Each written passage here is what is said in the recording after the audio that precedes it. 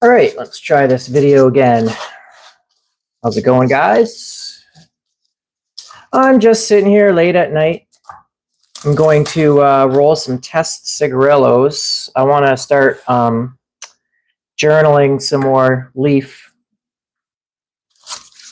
And right now I am just going to roll up. This is some Mexican Oscuro leaf, which is supposedly different from the Mexican San Andreas, which is partially why I'm going to roll some up, see what the taste difference is. Definitely smells the same. It's got that kind of funky, almost smoked smell. So I've got some Mexican Oscuro, some Habano 2000, mostly wrapper leaf. I got, I think, 4 different ones that I want to roll up. Test. These are going to be real rough. I can make good cigars. See, here's one that isn't a test cigar. This is one of my Candelas I want to smoke soon. Normally this one's a Connecticut, but I tried a couple, the same blend, but with a Candela. See what it's like. So I got some real thin leaf here that I'm going to use for binder.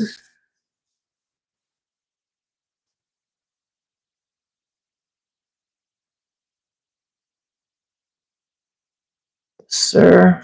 All right.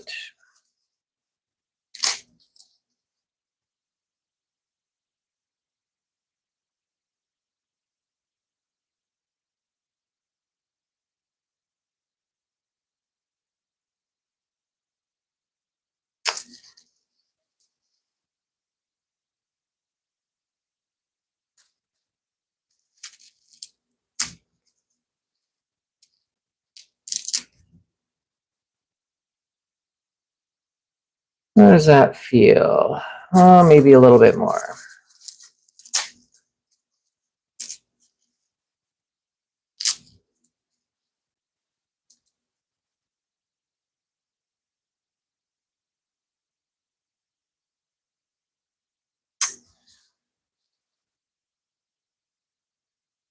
Nothing fancy here, just something simple so I can make a little test cigar.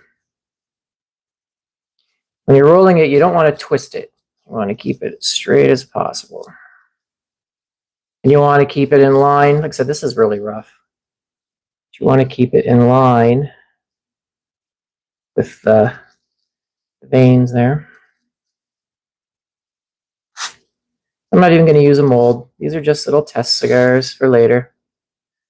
Well, there's been a couple of people that have enjoyed my fact that I journal the flavors of these individual tobaccos. Someone was asking on Facebook recently if there was like a database of all the different flavors of all the leaves. And of course, you can't do that like for every leaf in the world because it changes year to year, field to field, area to area. But if you buy batches of tobacco, and so you can journal what you've got because it's not going to change. It's just going to age, right?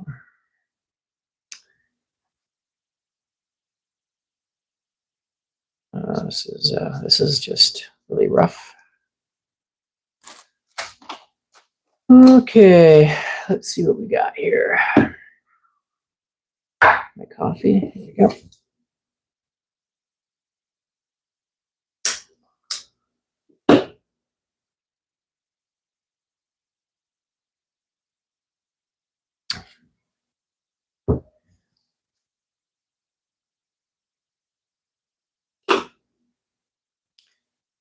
Blue on there.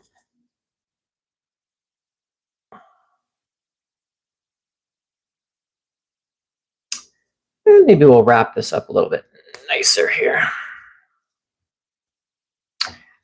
So that's just a quick little test cigarillo. I'll put something a little prettier on there in a minute. Let's see. Ooh, perfect.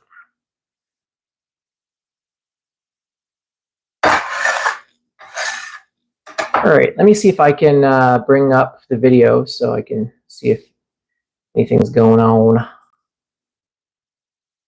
How's everybody enjoying their holidays? Here I am. Right.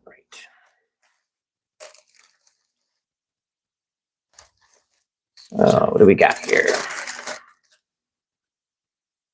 This is more of my Mexican Oscuro leaf, keeping it in this bag so it can stay moist. It is so dry, the air here, that this tobacco dries out in minutes. Minutes. How's my audio? Oh, someone talking here? Benjamin. Cigar smoker for 2.5 years and pipe smoker since October. Love blend work. Thanks for sharing. My pleasure. Thanks for showing up. Blended leaf also different by, okay, blended leaf is also different than by itself. The ratios play a huge part. I don't know how you get tobacco to taste like chocolate with no flavoring. Have you ever smoked this? Like, okay, so are you saying you've never smoked a cigar that tastes like chocolate without flavoring? Or are you saying that you don't know how it's done? Because, of course, it's not going to taste exactly like chocolate, but it can remind you of chocolate is sort of the gist of it, right? So let's see if we can pretty this up a little bit. Of course, it's just a test cigarillo. It's not supposed to look really pretty, but let's see if we can make it look a little bit nicer.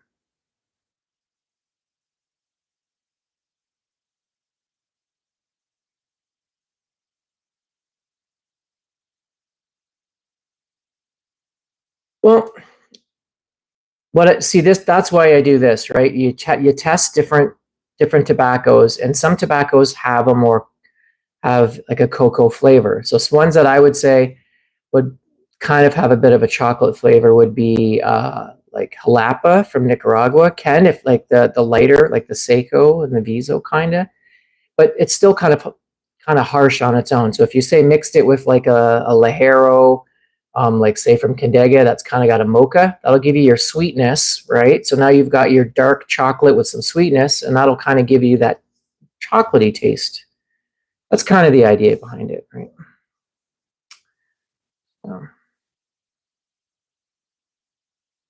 Glue on there.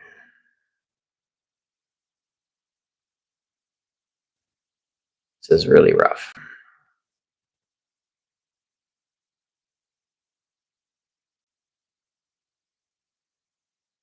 I don't like making big ones for test cigars because you're just gonna, I don't really enjoy them. They're more for test purposes. So I don't want to waste tobacco. I just want to get a feel for it.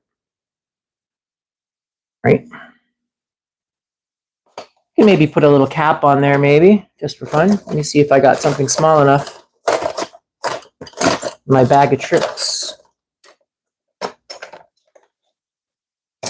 I do. I think this might work.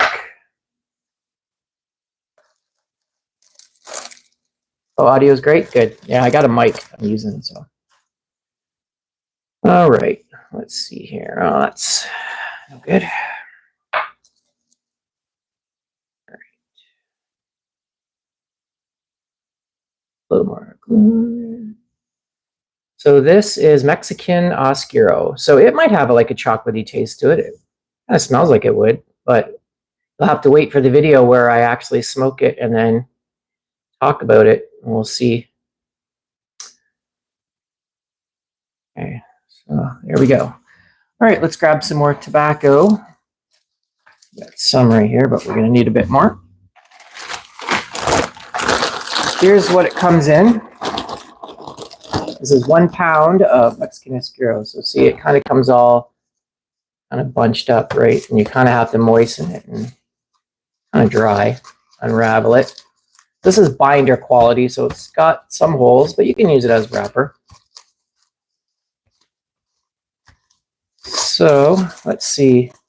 So this side's good. So we're going to use this side over here for our cigarillo because it's more, won't be able to use that for a wrapper because it's got holes in it.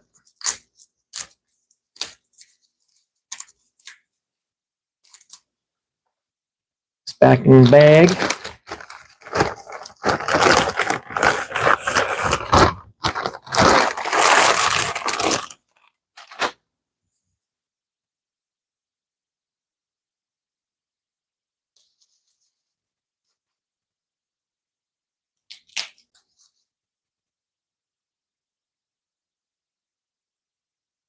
I roll it up in a tube. Tube.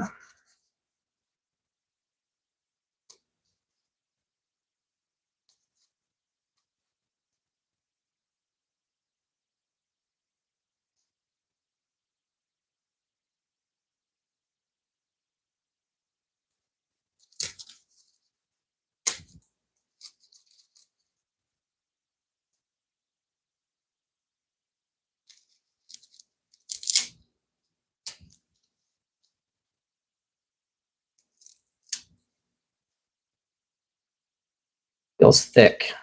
I don't like that. But it is what it is, I guess.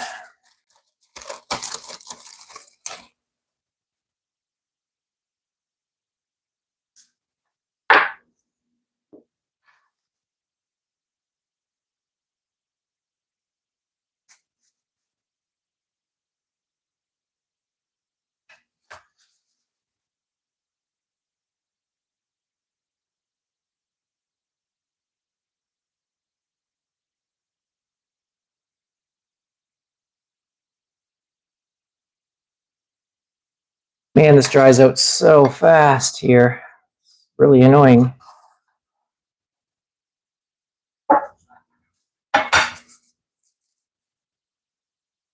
Normally I'd have my leaf a lot more organized. But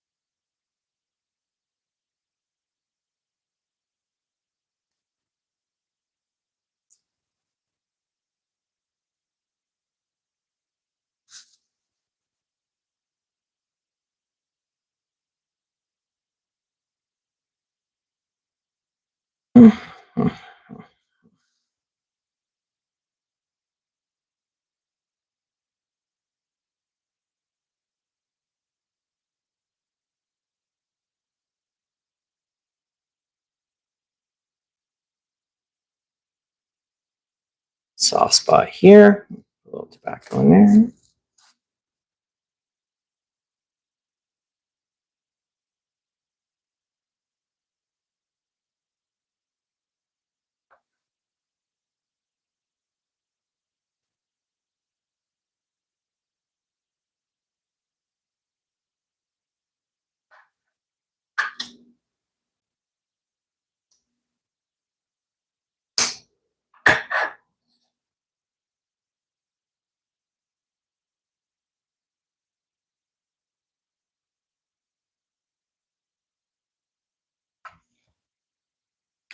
A little glue on there.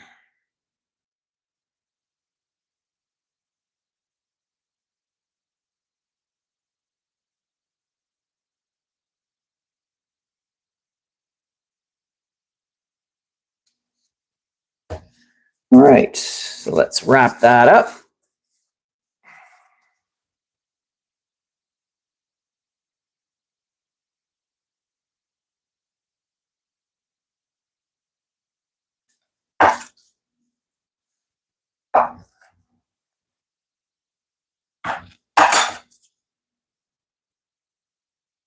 So you see a light side and a dark side. So you want the light side facing you so that the dark side with the smaller veins are over here.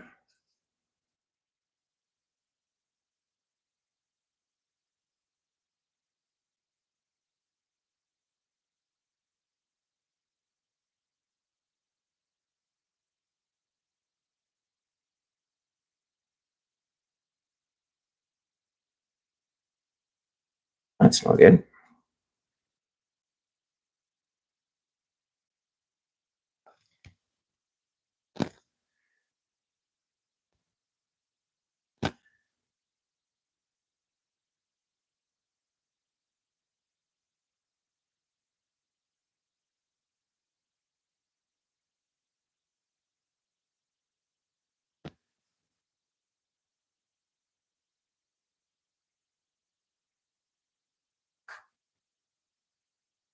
Yeah.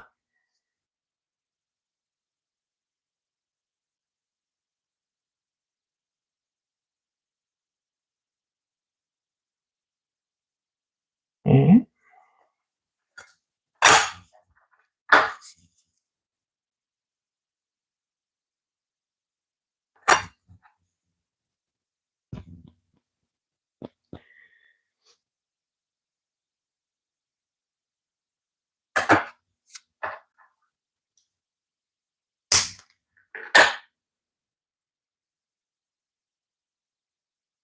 Ugly little guy. Ugly little guy. All right, and just for food, man, that's crispy. That was wet like minutes ago, and now it's crispy. Frustrating. Well, I could make another one if I wanted to, but I don't think I will for now. I'll save that for something else later. Yeah. Maybe we'll make some caps.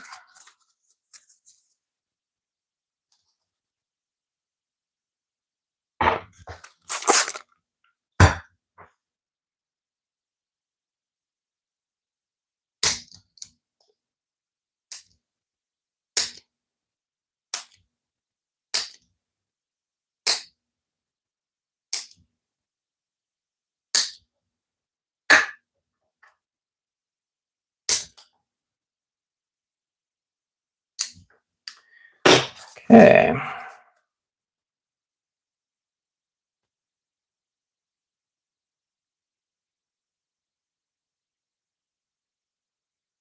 Ah, that was pathetic.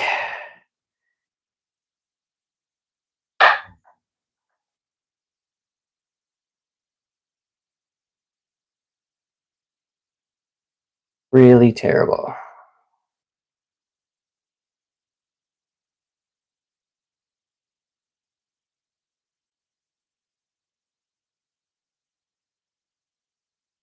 What I was thinking of when I cut that cap like that. Well, I'll keep it like that anyway. So anyway, there's two Mexican cigars. Test later. Okay. So now let's go on to another leaf.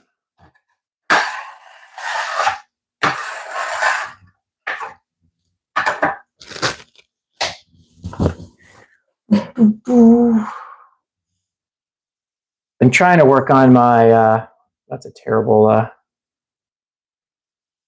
looking wrapper on there. Trying to, yeah, these are some of my first torpedo rolls. I've done better ones than those, but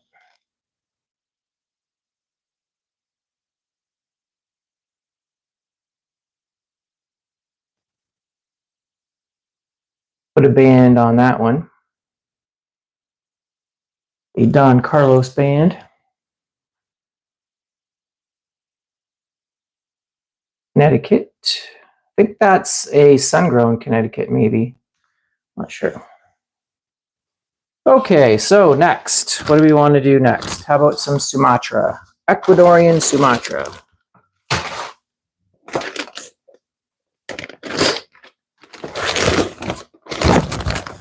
So,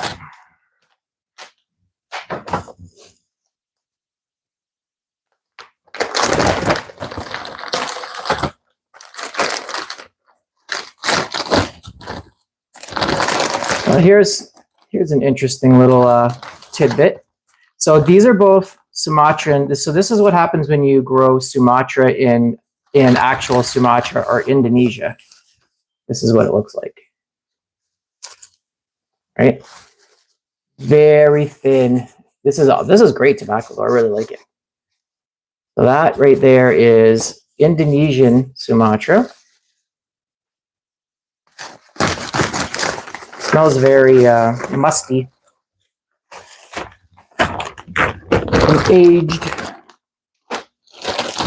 And then this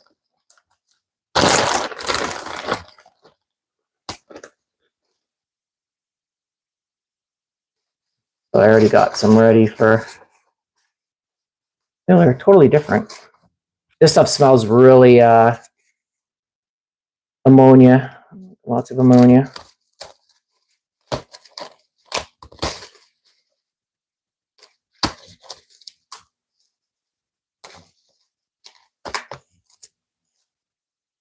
So let's get some crappy stuff that we can use for filler. Looks good.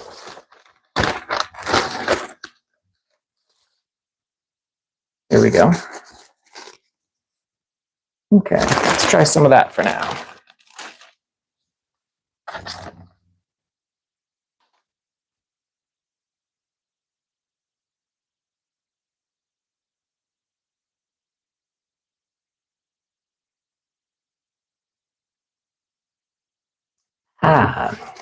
Okay.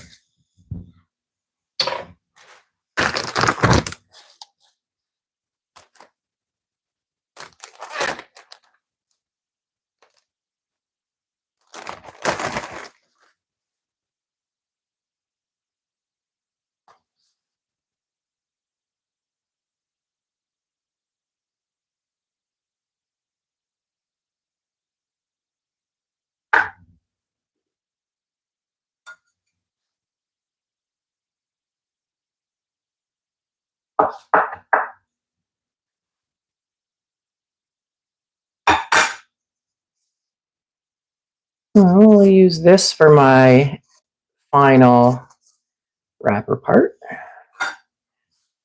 You can get a lot of, this is a big leaf, get a lot of cigarillos out of this.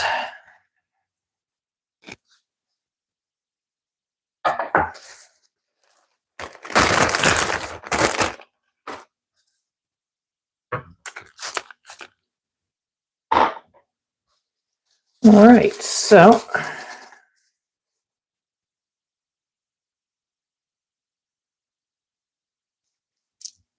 we're gonna roll this stem and all. Should we? Nah, never mind. We are not.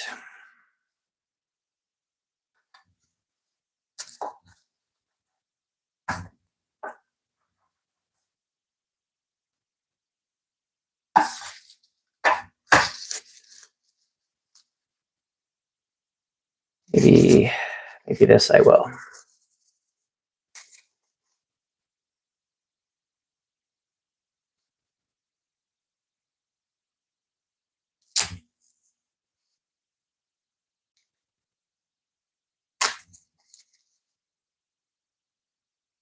Sure it feels right.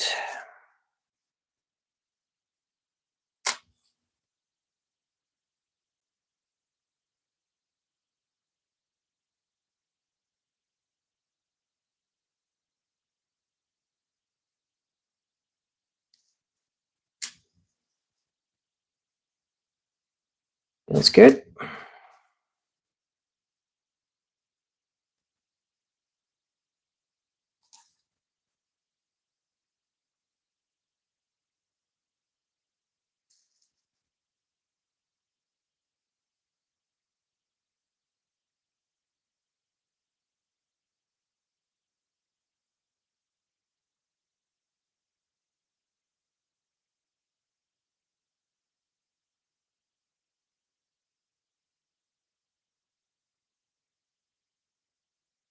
This one's gonna be a smaller one.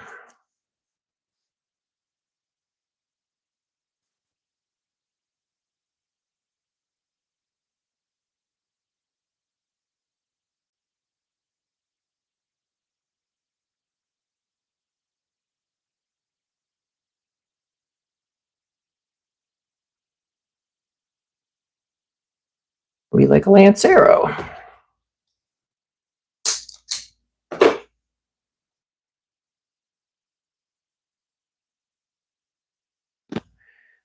Mm.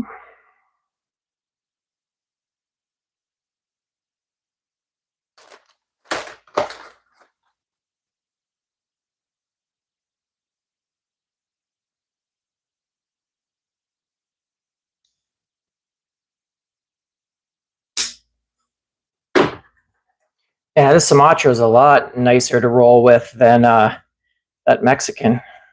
Just the way it's bound. a lot nicer.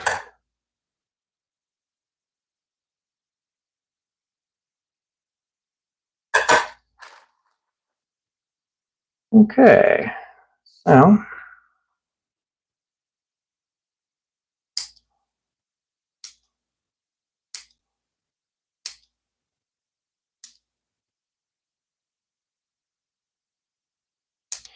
round that head off a little bit.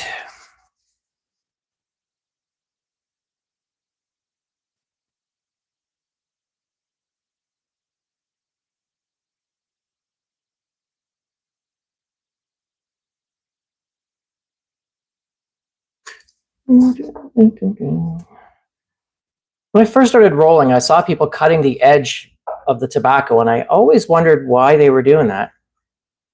Well, it's because it curls, so that when you wrap it, you don't have a nice straight edge. Now I have a nice straight edge, so that's why, in case anyone's wondering.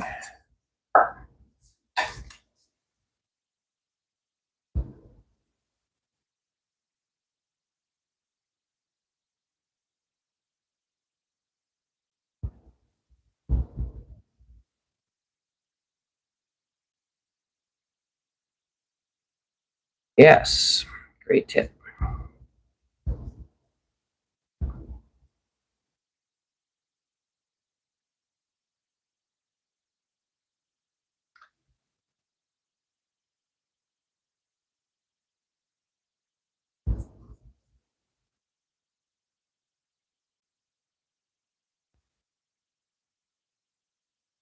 That one's a lot nicer. I mean, it's not amazing, but for just a freehand without a mold, it's a lot nicer than that last one I did. Sure.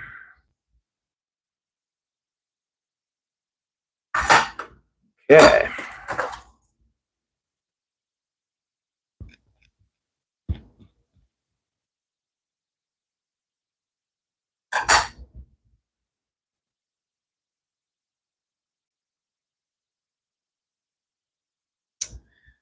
All right, so let's see here.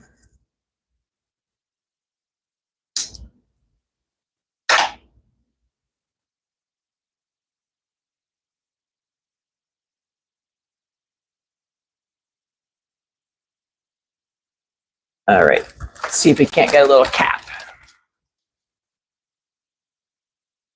I don't know why I'm doing a cap. It's just a test cigar, but just for fun. Just for funsies. Okay.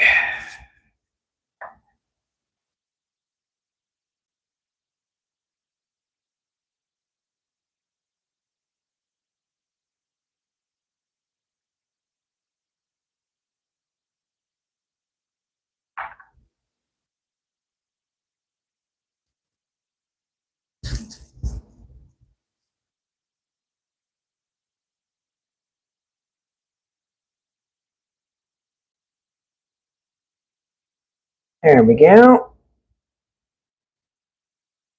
Like I said, it's not super pretty, but it's just a test cigarette. Okay, so we'll make another one or two. Yeah, I was not impressed with this Sumatra. Like, I think I smoked a Puro of it once before, and I like the Puro, but every time I put it on a blend, it's so bitter. So I don't know. I'll try it again. Maybe it's just my imagination, but it definitely doesn't smell very appetizing right now. Most tobaccos in the bag, they smell really toasty and chocolatey or nutty. This one just kind of smells. It's got an ammonia smell to it. It smells kind of grassy still. Maybe it just needs to age or air out. Sometimes you just need to air the tobacco out because it's a little moist in the bag. Not moist enough to mold, but moist enough to not get to.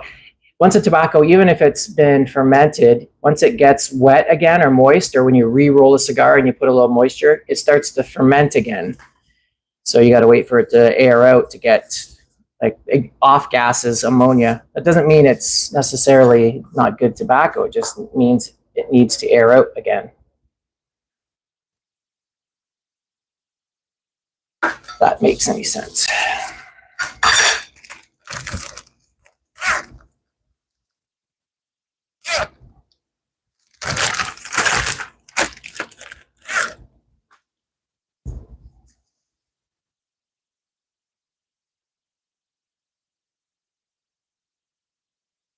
So I have to spritz it because it'll dry out in minutes here. Some people are like, why are you using so much water? Well, if you live in a tropical environment like Cuba, then you don't have to. But here in Canada in the wintertime, very dry.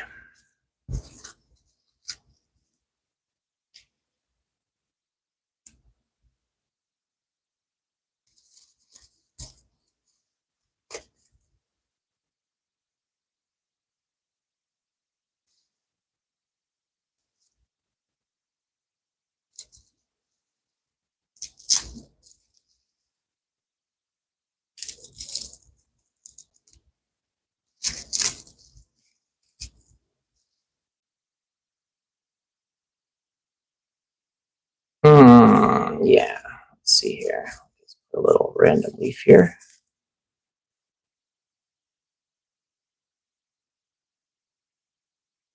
How does that feel? All about feel. Feels very loose at the end here, but it is what it is. I'm not as good rolling from this side than I am from this side, but you got to learn to do both because leaves have two halves.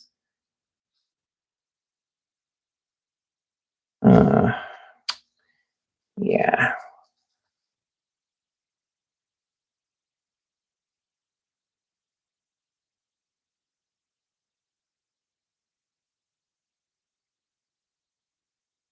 The last one, the draw was a little tight, so this one I'm not really stretching out too much.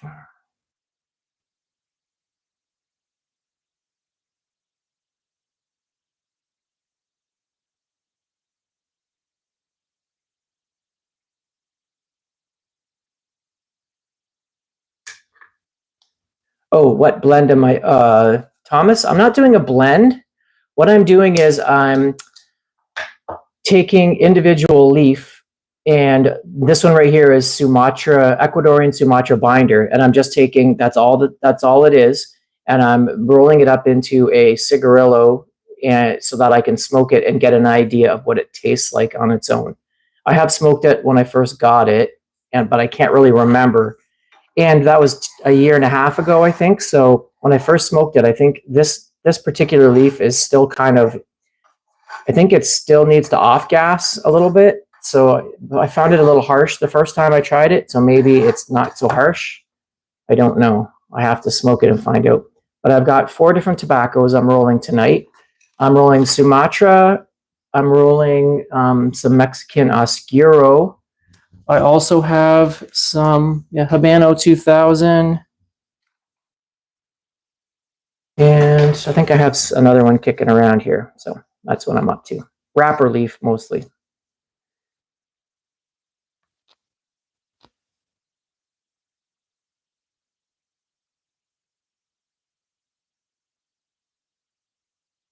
Love from India. Well, love back from Canada.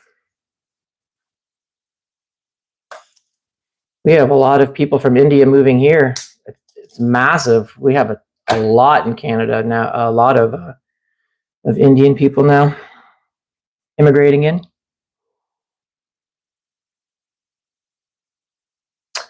Okay, so let's put a little wrapper on this guy. So this is without a mold. Not too bad. A little tight of a draw, but good enough. So let's pretty this up a little bit.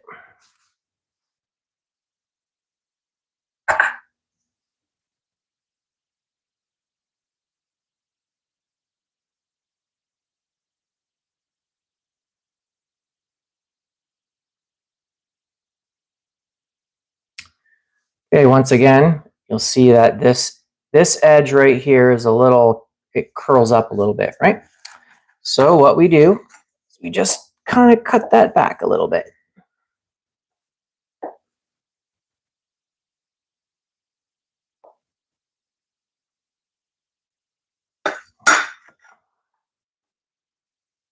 And we got a smoother edge there. Okay, so let's just round this off a little bit.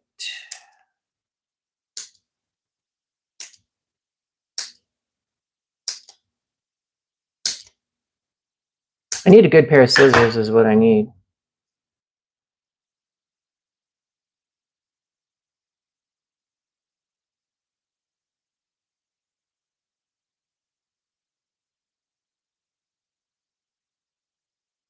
Does India really cause trouble? Or what do you mean by that?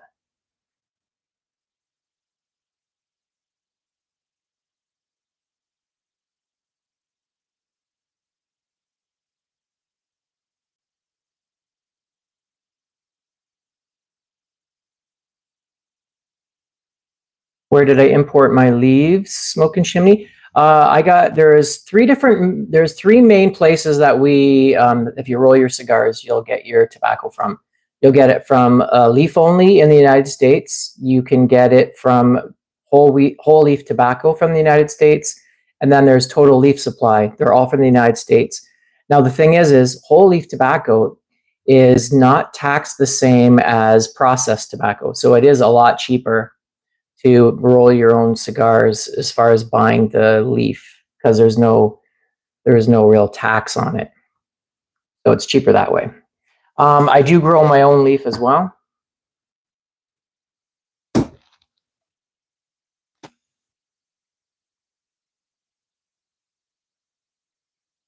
And yes, I'm using some non-toxic glue right now.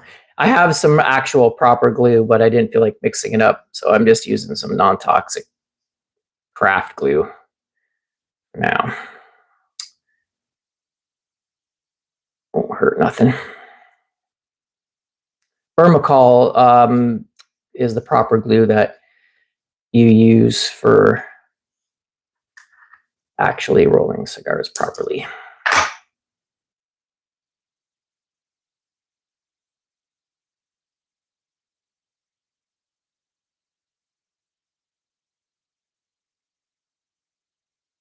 Richard T, hey, how's it going?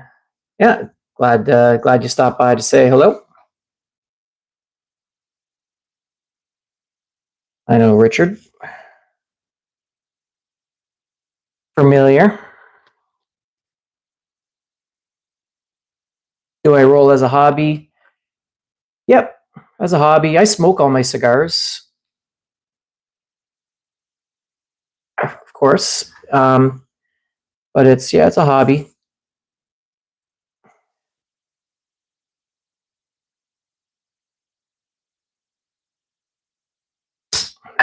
So yeah, these are just little test cigars. They're not really. This is more of like one of my actual like smoking cigars. This is a Connecticut right here. What else have I got here? That's still my cigar. I just put a Don Carlos band on it. That one's a Cameroon wrapper right there. So, all right. So that is test cigar, Sumatra number 2. Thanks. They're not too bad. I'm more of interested in blending right now. Like I've only been rolling for maybe 2.5, 3 years, but I'm definitely still very interested in blending and the taste of all the different tobaccos. Whereas a lot of my peers that roll cigars, they're well, I can't speak about their blending, but I know that they really put a lot of effort in the art of it. They really do a good job in capping and rolling very even and nice cigars in good shapes. I will get there, but right now I'm more interested in learning about all the different tobaccos, how they taste, how to blend them. And in the meantime, I'm trying to get better at my rolling. But if you watch some of their videos, there's one guy named Bliss. He's the king of the home rollers. And then there's another guy that is excellent too, and he goes by the name Catharsis. And I'll probably link them sometime in on my channel so that people can check them out. So if you really want to see how it's done, really like properly, those are the guys to check out. I'm pretty ghetto, but my cigars still smoke pretty good. So, all Okay. I have enough leaf to make, you know what? We'll just go on to the next Habano 2000.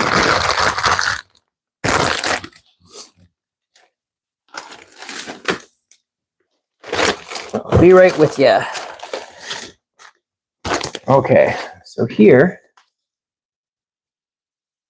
Nicaraguan tobacco. Oh, buy agent. Thank you. Oh, Nicaraguan tobacco for sure. Nicaraguan tobacco is probably still my favorite. But ever since I've been rolling, and I've realized how good Dominican tobacco can be really good too if you know if you know the right leaf. Sure. So let's see here. So this is Habano 2000. I got some rough leaves to use there. That'll make good filler.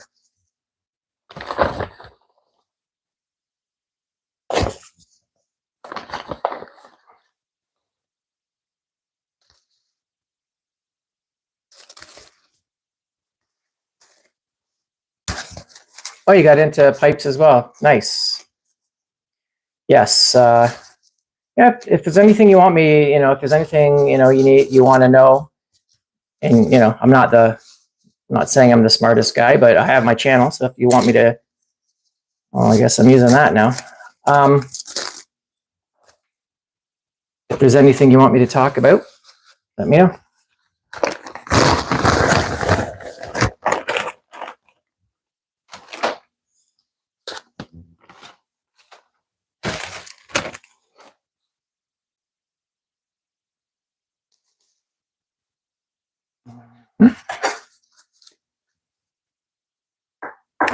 So when you're rolling a cigar, you want your filler to be as dry as possible. So you don't want it crispy so it just crumbles, but you want it dry, but you want it just flexible enough to be able to manipulate it.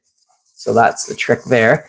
Now your binder, you want to be a little more, more moist so that you can roll with it without it tearing or ripping. And then your wrapper, you want more, even a little bit more moist so that you can stretch it and roll it. So here's some tips for you.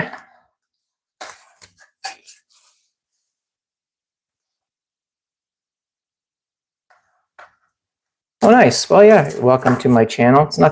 It's pretty ghetto. I'm not like the best of the best or anything, but I like to do stuff that maybe some people don't do. Like one thing I think that I do on my channel that I've never seen done is I'm taking these individual leaves and smoking them and on my channel, and I'm journaling it for myself, but I'm doing it on my channel so other people can see it as well. If you're interested in, how different tobaccos taste. So if you want to know what Arapiraca tastes like, or Habano, Habano or Maduro or Dominican Corojo, stuff like that. And if there's anything in particular you're interested in, I have quite a variety of tobacco now, so that's a nice looking Habano 2000 wrapper. So this type of wrapper is used on, what's the cigar? If you've ever heard of the Power Band by Camacho, it uses a Habano 2000 plus lots of others, but that's the one that I know in particular.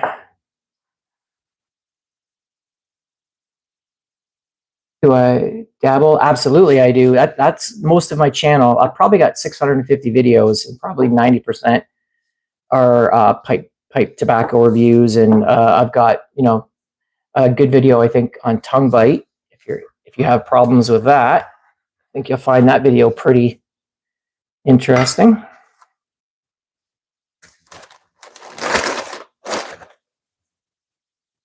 All right, let's get bunching. So here's another way you can bunch. So I was using Entubado, but I actually like this method better. I'll show you the book method. So just go like that, and just lay it like that, and like that. Same thing here. I got my lines. That's usually the size of cigar that I like to roll. This one's going to be a little smaller.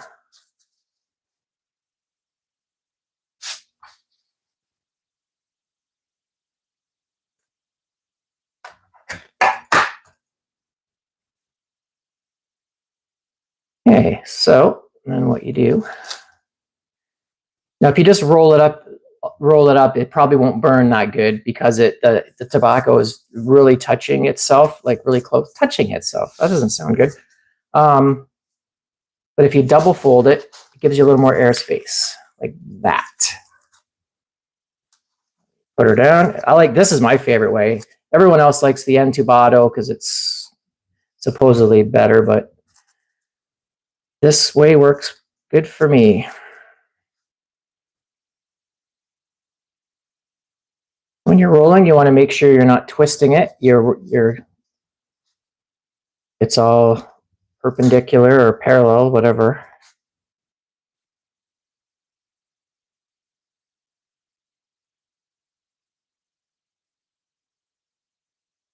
See, that makes a nice even roll. It's quick. It's easy. That's the way I like to do it. But I've been wanting to practice my entubado method, so I'm trying to do that way too. So I can be one of the cool guys.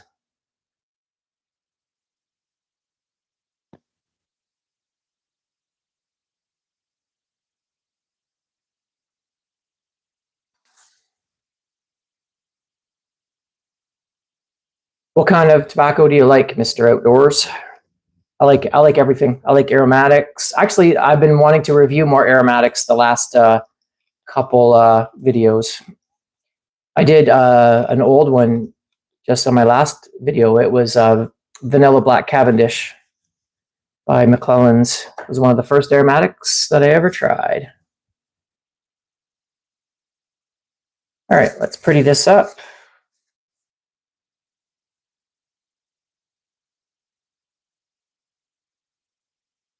Oh, okay, sorry.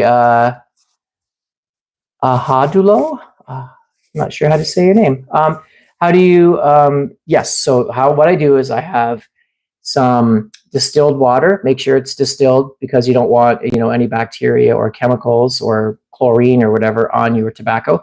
So what I normally do is if I'm going to, my filler leaf is just dry, but the wrapper leaf I spray and then I put in a bag and let it sit for, it might be an hour, it might be a day, depends on how thick the leaf is. Now, like say broadleaf, Pennsylvania broadleaf or Connecticut broadleaf is really thick, so you might need to do that for a day. Whereas this stuff right here, an hour, it's good to go for me. Some people are really picky. It's called casing your tobacco. That's what you call it when you're getting it the right moisture, getting it in case. Some people are really picky because if you spray too much water, it'll get blotchy, and you want it to be a real even color. So then you want to mist it slowly over a long period of time. That way your tobacco looks prettier. Like I said, I'm not quite that picky like some people are. I am more interested in blending right now. So let's round this edge off. Why I'm doing this is just so that if I cap it, it's not a flat cap, right? It's a round cap. I know. I'm just barely rounding it.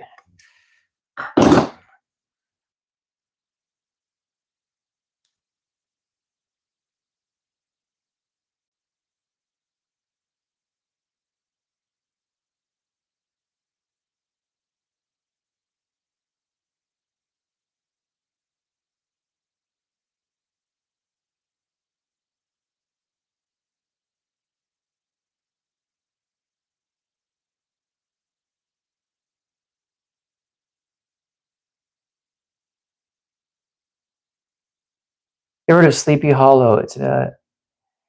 Yes, I have heard of Sleepy Hollow, and that's funny. That's one that I have not got to try because it's very hard to get tobacco in Canada without paying a heavy duty. And some places, which I imagine Strauss, they don't ship to Canada as well. So I haven't really been able to get a hold of it.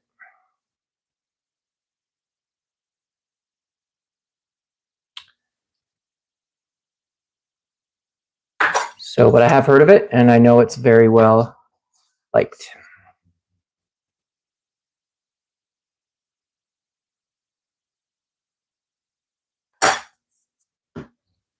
My favorite aromatics, Autumn Evening by Cornell and Deal. It's a maple, Virginia. I like that one. I like a lot of the Codger Burleys. I find them a little aromatic as well, like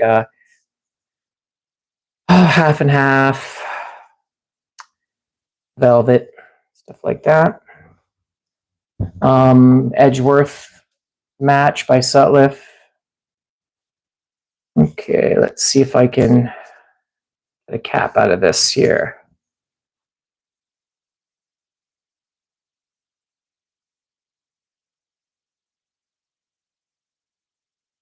Let's see. Okay, is there regulation to send tobacco from US to Canada? No, I don't think so.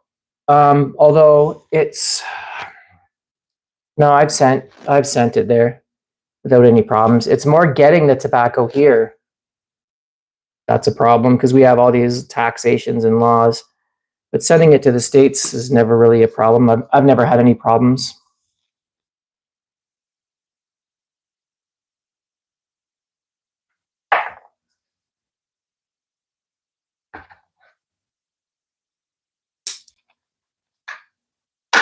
Putting the cap on that.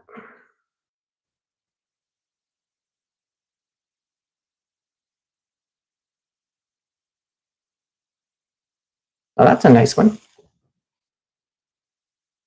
No, a lot of people put a flag around the top, like a double cap type of thing, but sometimes I do, sometimes I don't. I mean, I my glue is pretty strong. Like I usually mix my glue up pretty thick, so it never comes unraveled on me. I never have a problem with my cigars unraveling unless I'm doing like a torpedo. Like, see if I have one here. These are really bad. These are real bad torpedoes, but I don't have a mold, so that's. I've done better ones than this. If you look on my site, or on my channel, you'll see them. That's a bad example, but yes. But if you're just rolling a straight one, smoke pretty good. All right, so that's Habano 2000, number one. Let's do some more. Let's see, we got some filler here.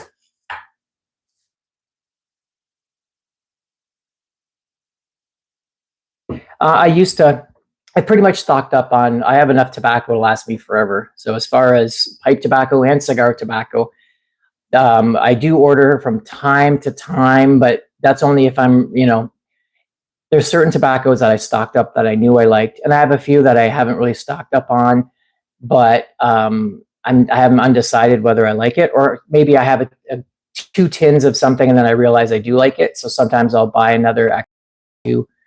But other than that, I pretty much have all the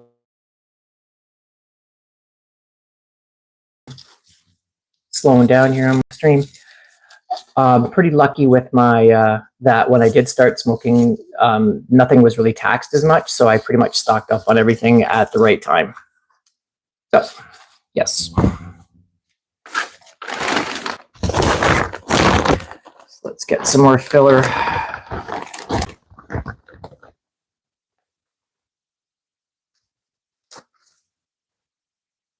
Trying to find some leaves that are torn up. There we go.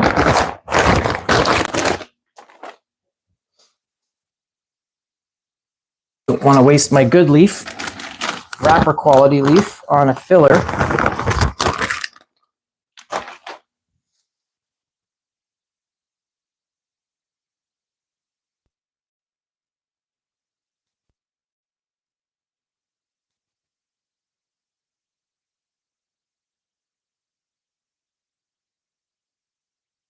Are we back on? How's things going? How are things going? I don't know what you guys missed. I was talking and then I didn't realize that I was talking to nobody.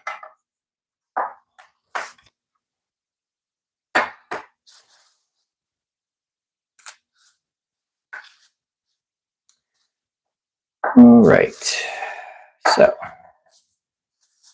let's do this book method again.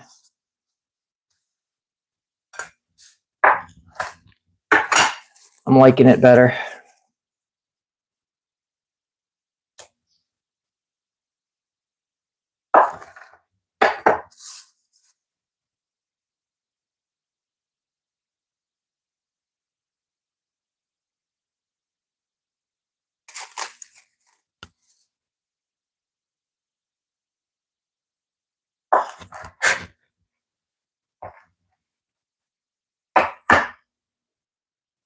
So yes, absolutely. You could send me tobacco, just label it as tea, and that would work fine. It's the businesses that it makes it more difficult, but personal is not a big deal.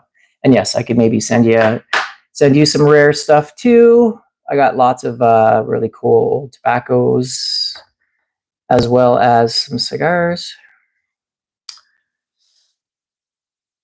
Okay, all right. So this is some ugly leaf. So for those of you who've joined in, I'm just rolling some. This is Habano 2000. It's all Habano 2000 filler wrapper, so that I can smoke it on my channel and I can document it, what it tastes like, and so I know what it would be good to blend with. It's a wrapper leaf, or you can use it as a binder. I use it as a binder sometimes. This is really rough, so don't make fun of me. I'm very sensitive.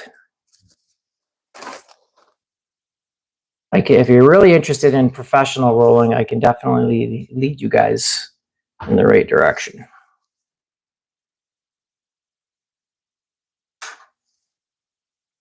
All right, so you can tell right here, I don't like that. It's a little light. Let's put some filler in there. How's that look? There we go. I'm gonna double roll it. Once again, you want to put your filler down so that it's, you want your veins to go that way.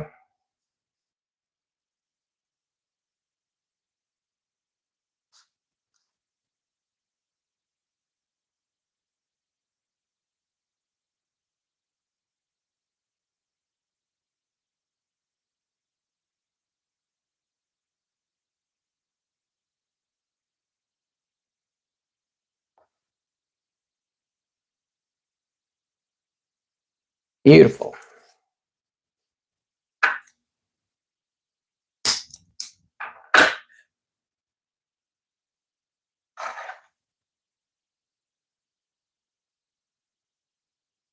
The shipping, what would the shipping be to send here? I'm not sure. $10. I know it's more expensive for me to ship out than it is for people to ship to me.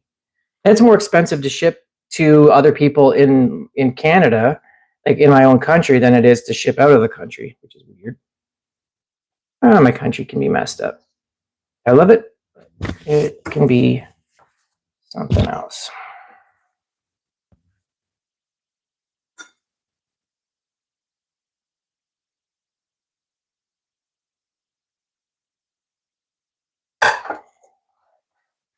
So that's bound. Now we're just gonna wrap it up, make it look a little prettier. I'm really spending more time than I have to for just test cigars, but I'm having fun. All right, so just rounding that off a bit. So we'll put a little wrapper on there. So there's two sides to a leaf. There's a dark side and a light side, and one side the veins stick out more than the other. So if obviously you want the veins, you want the thick veins facing you so that they're rolled into the cigar and they don't stick out, so that you don't see them.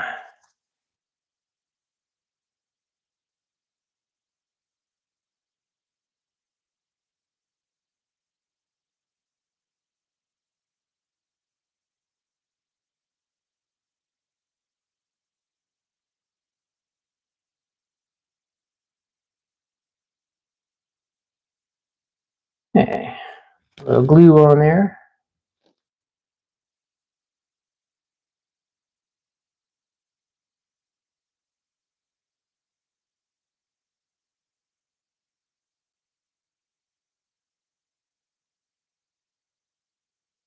Yeah, this Habano 2000 wrapper is really nice. You can't really see it. Really nice to work with. It's got a good flavor. It's not too thick. It stretches nice.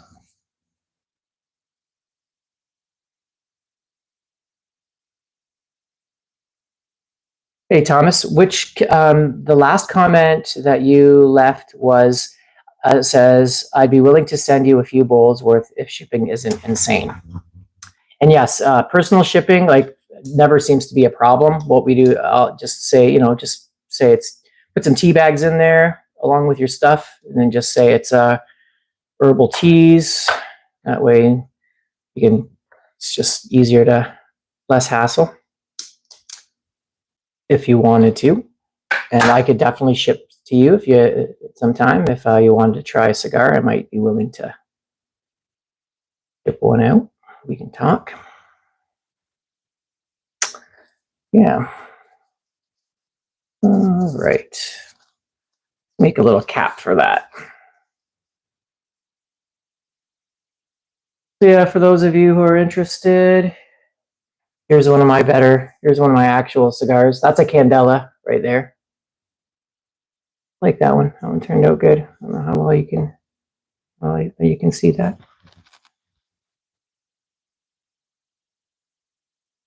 What else have I got here?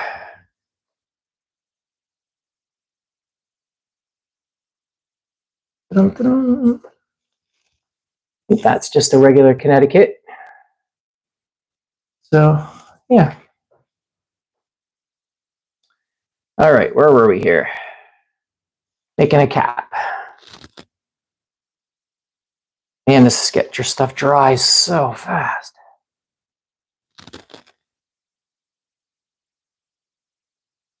Yes, that's the greenish tobacco, Candela.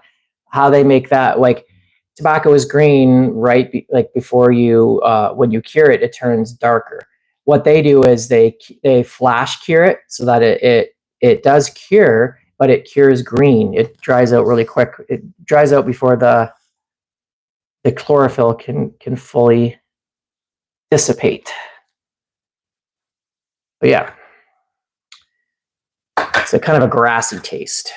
Actually, now that you mention it, I should have done some Candela, because I haven't actually ever smoked it on its own. And I should. I would imagine it would be good for making a Cuban style cigar, because I find Cuban cigars grassy tasting. There you go. That is another test cigarilla of all Habano 2000, Ecuadorian. All right, so let's do one more of those. How much filler leaf have we got here? Enough to do one more cigarillo, maybe?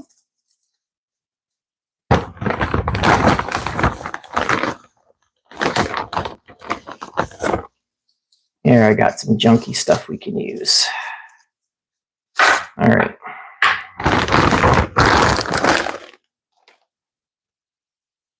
How's my sound? Is it still working out okay? Am I crashing and banging and causing trouble? All right, let's get some wrapper ready first.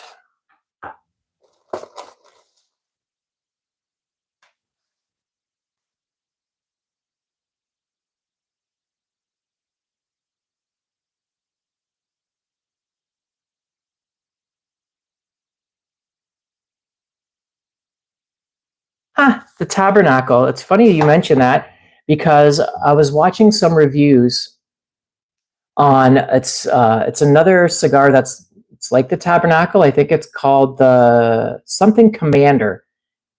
Okay, good, thank you. Good, my audio is good.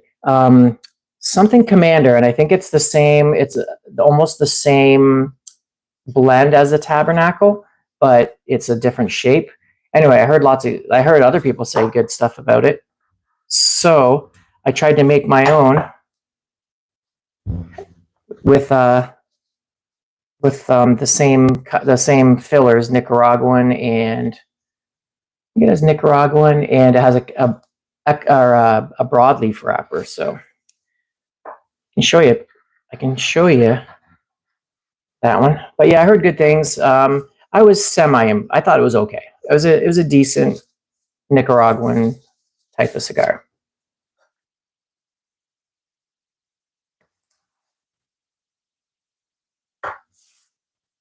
Yeah, it's a full flavored spicy cigar.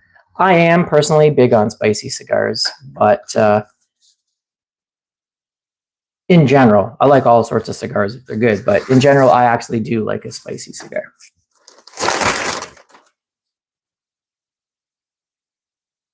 All right. So what do we got here?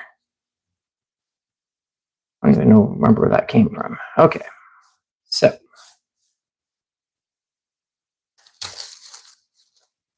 this stuff is so dry. Ay, ay, ay. Guess we can try rolling entubado again for fun. So dry. Canadian weather.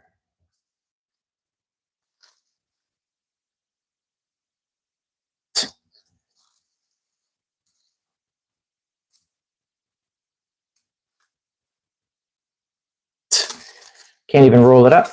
That'll be fine though.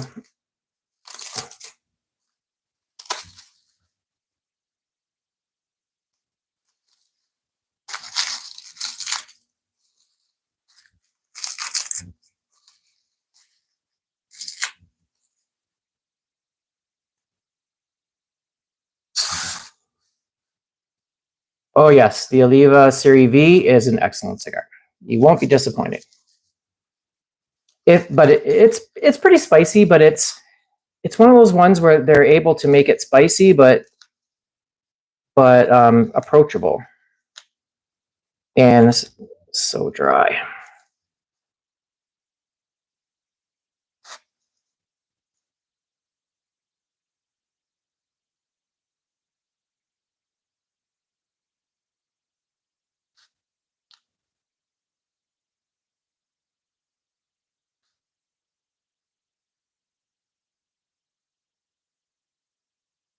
I am going to use another binder,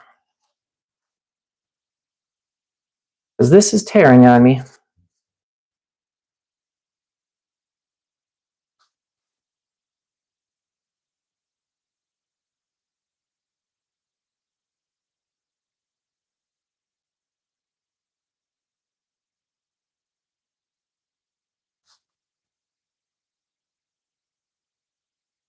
The V Milanio, I've heard good things about that as well, yes. Anything by Oliva is pretty good.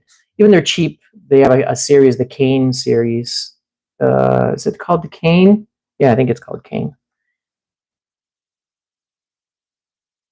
Pretty good.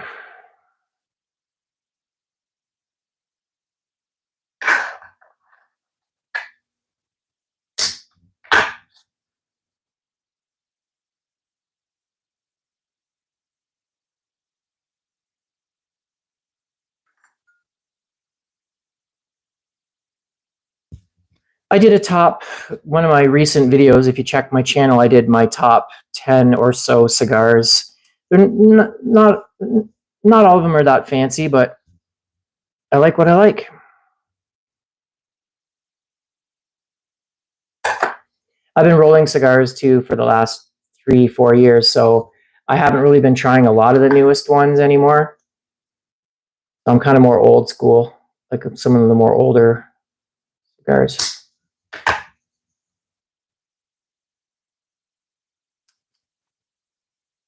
Okay, let's see here.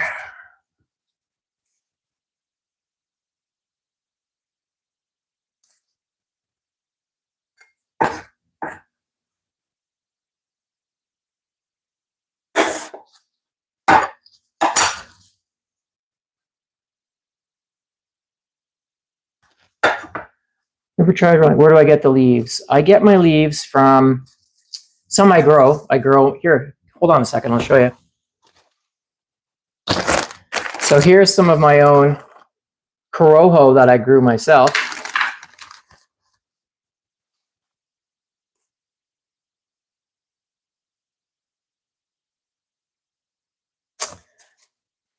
So I've grown my own Corojo, Black Mammoth, Criollo, and Virginia and Burley as well. Now the cigar leaf, I don't know if it's kind of up in the air.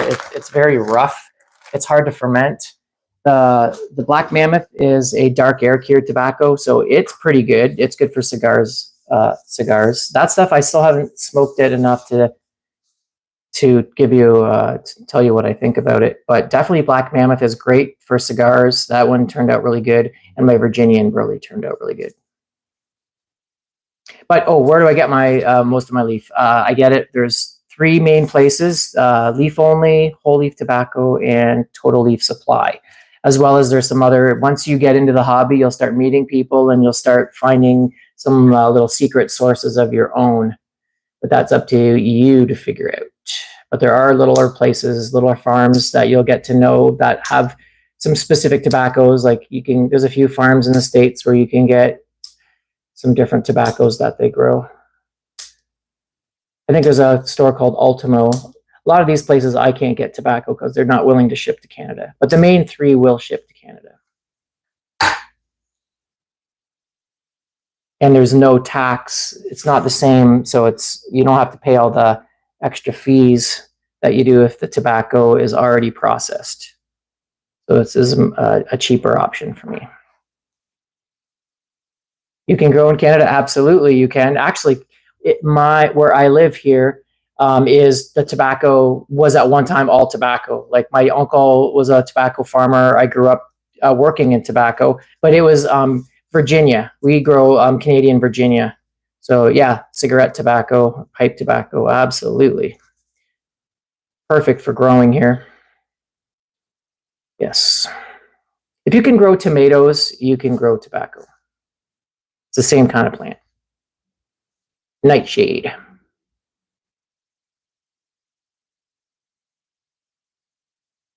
220 acres. Wow. I think my uncle had 54 acres, so it wasn't that much. But it was enough. Great money, man. When you were a kid, like I made, like when I was 15 years old, I could make like $3,000 in a month. That's big bucks. But man, you had to work hard. It was tough work. Southern California, well, you're good to go. Growing it's probably the easier part. It's the curing and fermenting that's can be tricky.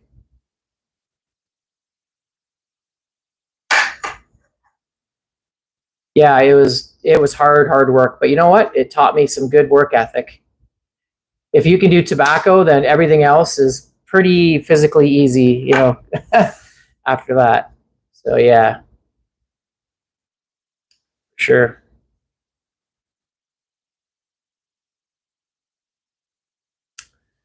All right, let's make a wrapper here. Or I mean, a wrapper, a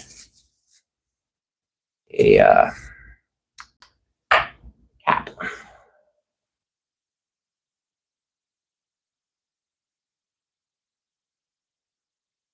You're worried about the heat. What do you mean the heat to cure or to ferment? Because you want lots of heat and humidity if you're just curing your tobacco, like natural heat. But for fermenting, you gotta have like 120 degrees if you're gonna ferment for like 4 weeks. I have a video on fermenting, but it's not complete and it's not the right way to do it. I haven't done the follow-up video for it yet.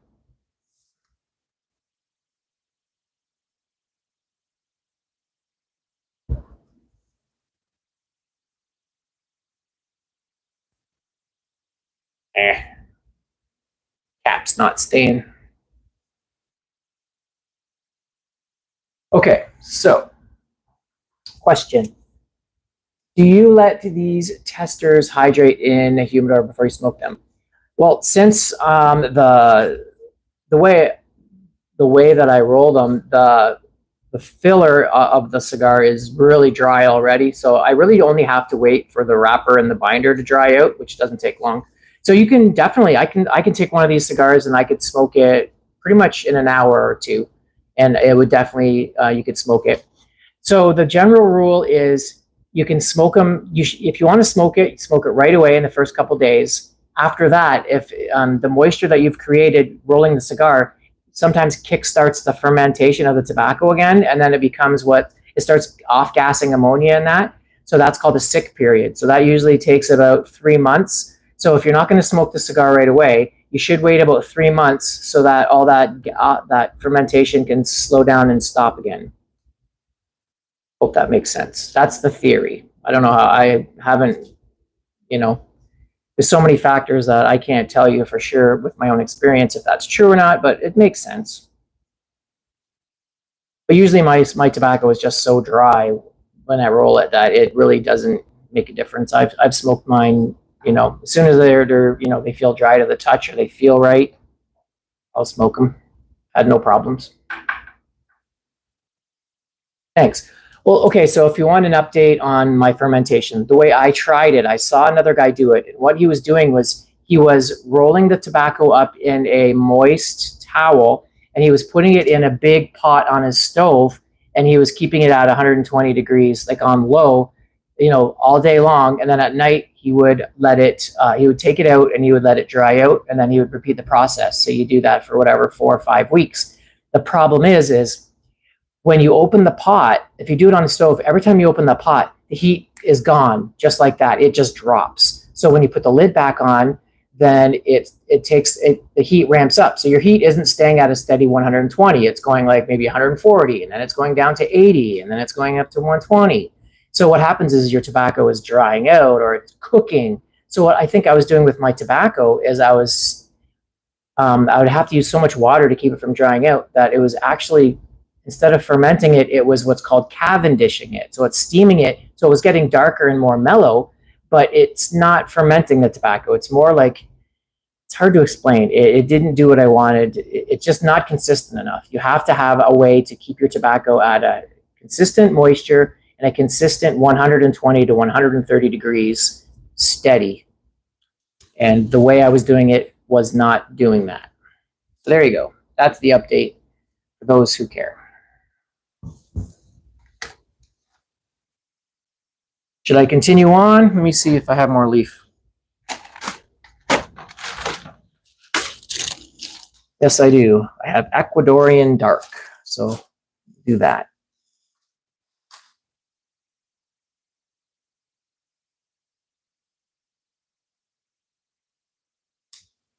Yes, I have content for pipe tobacco and cigars. And if there's anything that anyone's interested in or they think I could do that I haven't done yet, let me know.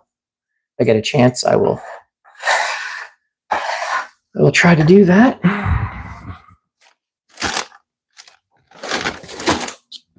Here's a new leaf that I got. It's called Ecuadorian Dark Binder. So I don't know much about it. It just sounded good on the website. So thought I would try it.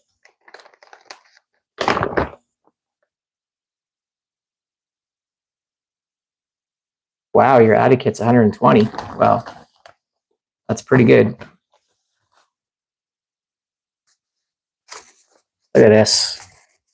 This is really nice leaf. I almost feel bad for having to use this as filler. No, that's okay because it's got some holes in it.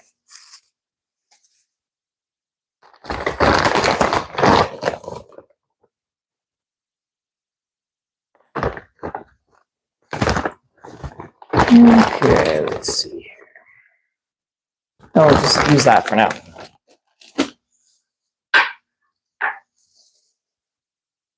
So I'm curious to see what this tastes like. So that's why I am gonna roll up a cigar of it. So we can review it on my channel or journal it on my channel. And then if anyone ever is rolling their cigars and they happen to buy some of this Ecuadorian Dark, they might have an idea of what it tastes like. And I can refer back to it myself, which I have done lots. It's funny because when I do, like if I write down my tasting notes, then that's one thing. But if I actually do a video, when I watch the video, my memory goes back to that time I smoked it, and I can actually remember the taste a lot better, if that makes any sense. But so I really do like doing the videos just for that. Maduro is almost chocolatey. Yeah, it depends on the leaf for sure. Yeah, a lot of people think that Maduro is automatically stronger, but that is not the case. There is some sun-grown Habano that is not very dark, and it is spicy. And I've had Maduro leaf that is very mild and sweet. But of course, for the most part, Maduro leaf generally is more spicy and dark tasting. But you kind of look at it like a coffee. Like a dark roast coffee isn't stronger coffee, it just is darker. It's like toast. You know, if you have light toast, it might be more flavorful and lighter and toastier, but then if you burn it, it's just got a darker taste. It's not necessarily stronger, it's just darker. Just got, yeah. Oh, the CAO Flathead. I've been trying to duplicate that cigar for a while, and I'm close. I'm close to doing it, but I haven't quite got there yet. It's really hard to make a chocolatey cigar that's not bland. That's the key, especially when you have limited tobacco, right?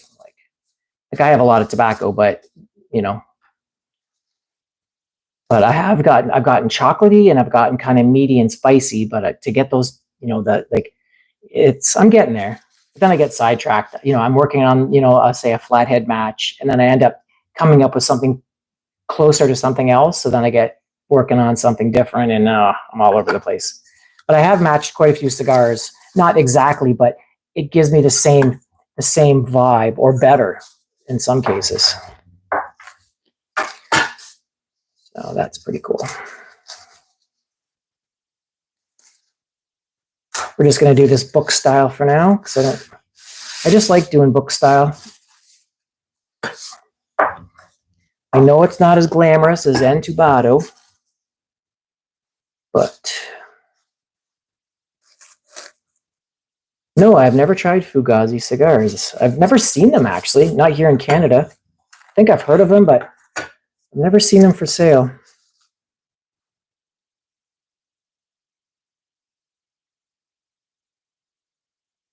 Wow, you do not get a lot of cigar, like a lot of mass with these leaves. They're so thin that it takes so many just to make a little cigarillo.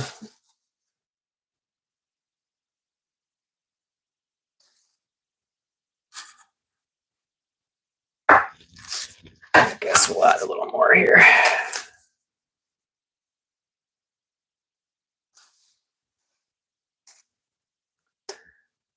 Reagan, hi. I haven't smoked anything before, but I'm trying to get into cigars. Do you have any recommendations?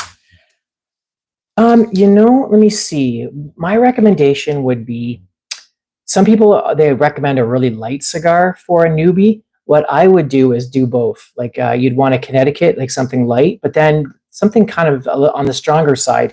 Because if I would have started smoking and I would have just never tried a real strong cigar, I would have probably quit. Like because I like lots of flavor. So let me think about that for a bit. Any of you guys out there, like my that are listening, maybe you can give some advice as well. What you think good beginner cigars are? That is a good question.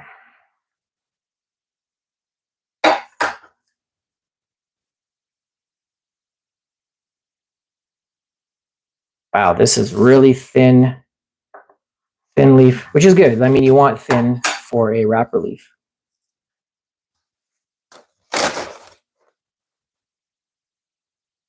Indonesian cigars. Actually, I have Indonesian tobacco. I have Indonesian Sumatra and I have Indonesian Bazuki.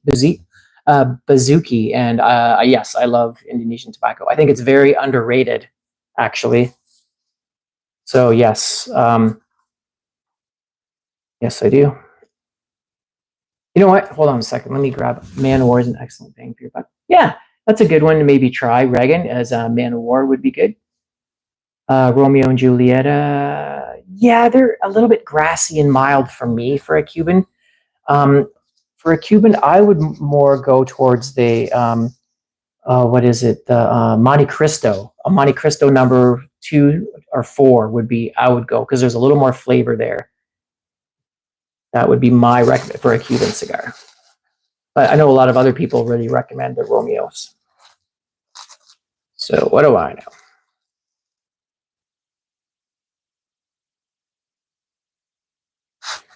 But yes, I have some. I showed some Indonesian leaf actually at the beginning of my video, but I can get some out again and show you. Hold on.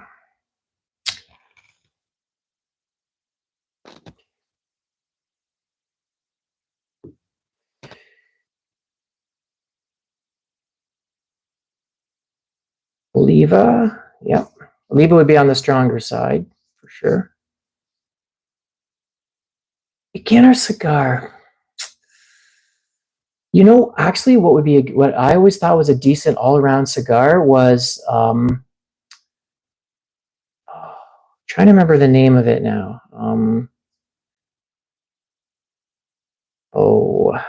Is it Drew Estate? I think it was something by Drew Estate. Anything Perdomo would probably be pretty good. Solid cigars.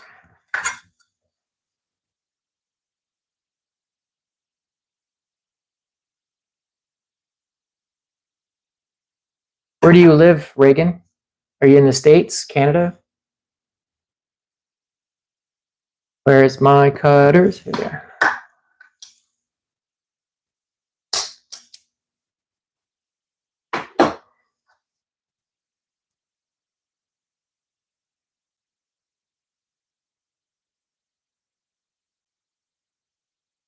Minimum price. Well, you know what I've found is if you pay in the States, if you pay anything under $5, you can get a decent cigar or you can get a terrible cigar. If you pay anything between 10 and 15, that's the sweet spot. 10 to $15, you can get like some of the best cigars you'll ever smoke. If you go over $20, then it's a crapshoot. You might get a really good cigar, but will you get one that's better than a really good $10 to $15? Maybe, maybe not. It's a crapshoot. But between $10 and $15, if you can find your favorite cigar usually within that range. But below that range, it's a good question.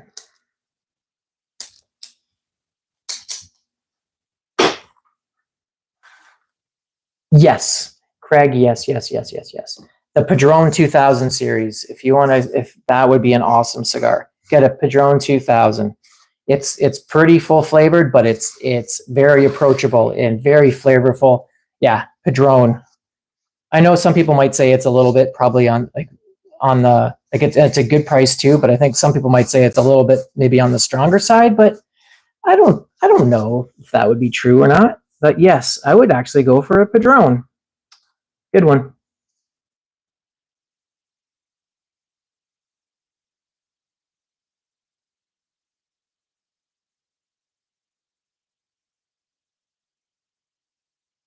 Black market, yes, the black market was the one I was thinking of.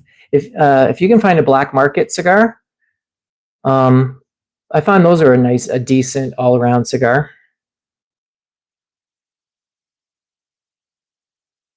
for a decent price.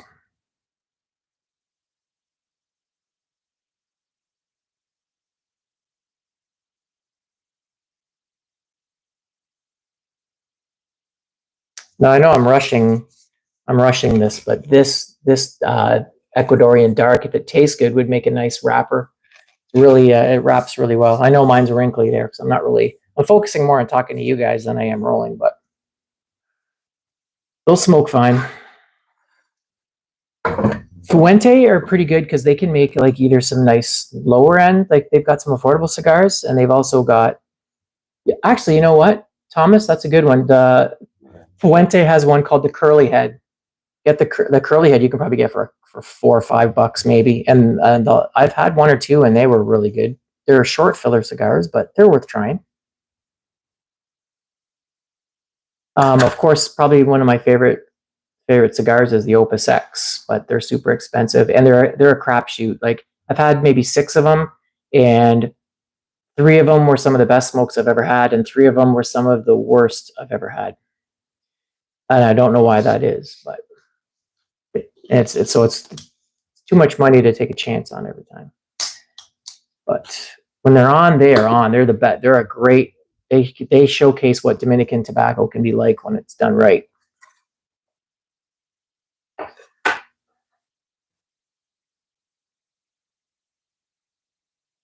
I have on my channel. If you search on my channel, I've reviewed 2 different Jose Piedras, and I love them. I think for a budget Cuban cigar, I like them better than some of the good Cuban cigars. Yes, the Piedra, and what I like about them, Reagan, is they got a nice full flavor. Like a lot of Cuban cigars can be very bland for me, like if you're used to like the New World cigars. but those ones have a decent flavor, but they're inconsistent. I think they're short filler, like they're scraps, like they're scraps of Cuban tobacco, but that doesn't mean they're necessarily bad. It just means that they don't use like the long leaf like I'm using here. They just use like scraps that are left over from other cigars. But another thing about those Jose Piedra cigars is sometimes they're really hard to draw. Like they're not rolled very good. But other than that, I always pick some up whenever I see them. So yeah, I'm all for those. I really like them.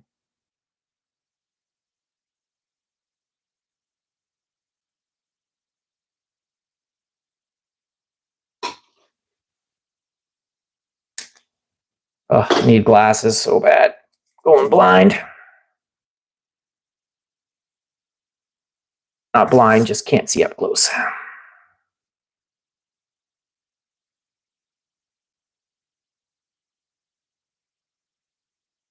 Here we go. That is Ecuadorian dark.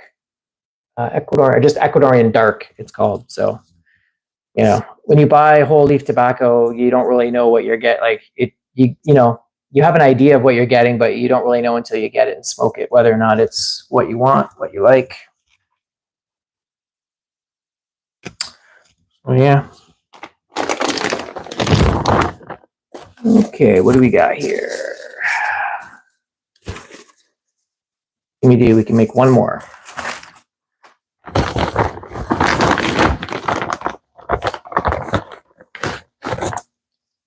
So, I hate wasting this leaf. It's so nice. Look at that. That is some beautiful, beautiful wrapper. No holes, nice and stretchy. Well, I'm gonna sacrifice you for to see what you taste like.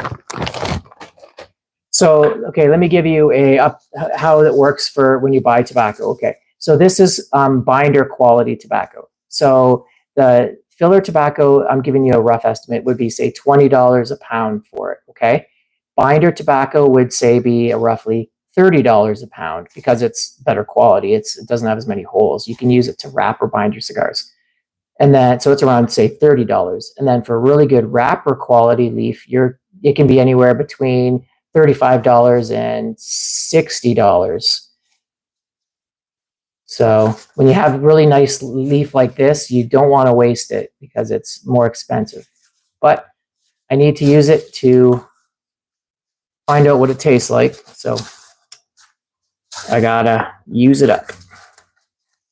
So I'm using this binder leaf as a filler, binder, and a wrapper right now. Which you can do. You can use filler leaf for wrapper if you want. If it doesn't have any holes in it, it's just rougher. Usually, it's harder to makes for ugly cigars. So I don't mind it sometimes. If like I'll use filler tobacco to save money for wrappers. But I know some people that are they just like super pretty cigars, so they won't do it.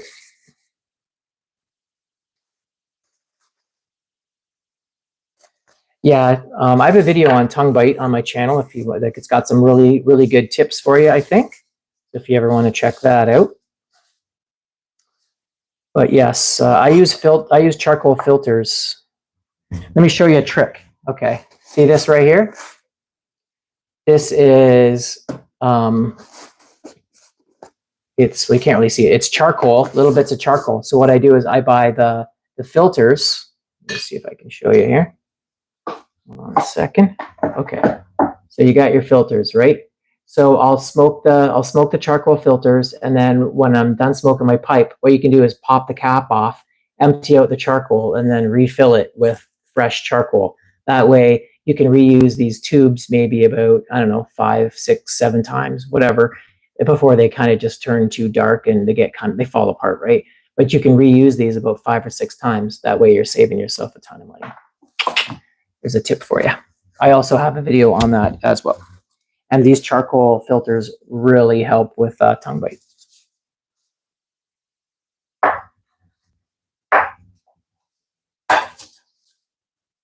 Yeah.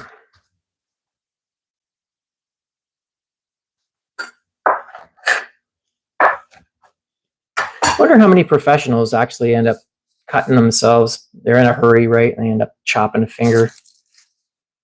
I imagine it does happen.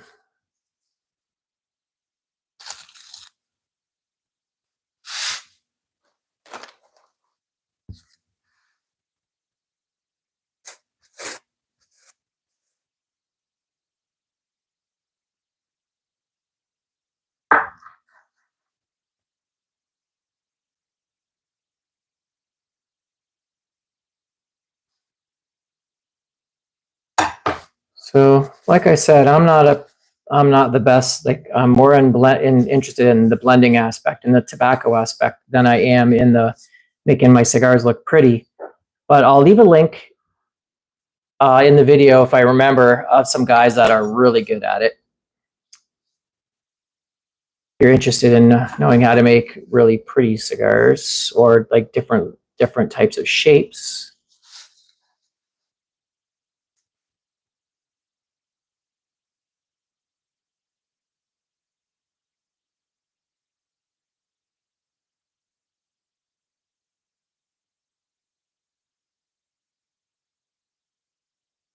Now, when I'm making a actual full size cigar, I have molds that you put your, once you bind it, like I'm doing here, you stick it in the mold, let it sit, for half an hour, rotate it, let it sit for half an hour or an hour or whatever, and then you put your wrapper on it, and it's nice and even and burns better, right?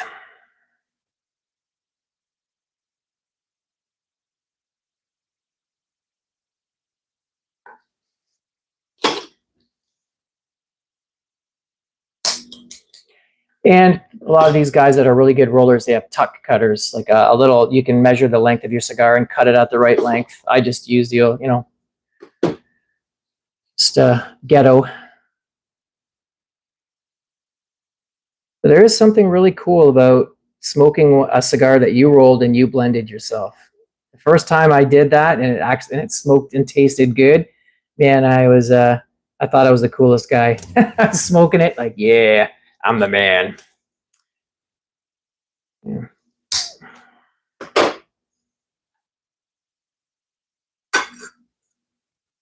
And then you have the lows where you think you really got something good on the go, or you think you got a good blend, and then it never turns out. And you're like, dang it, I thought I was going to make it good. I thought that was going to work out. And you second guess yourself, like, do I know what I'm doing?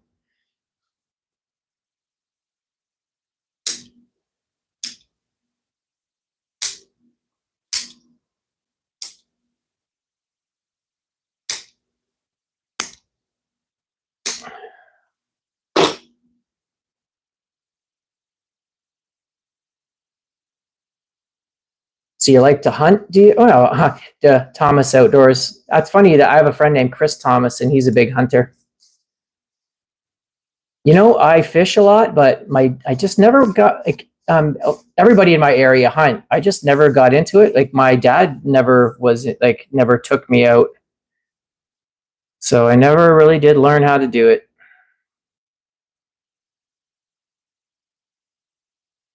I really should. Good skill to know, I'm sure. I know my friends duck hunt and go up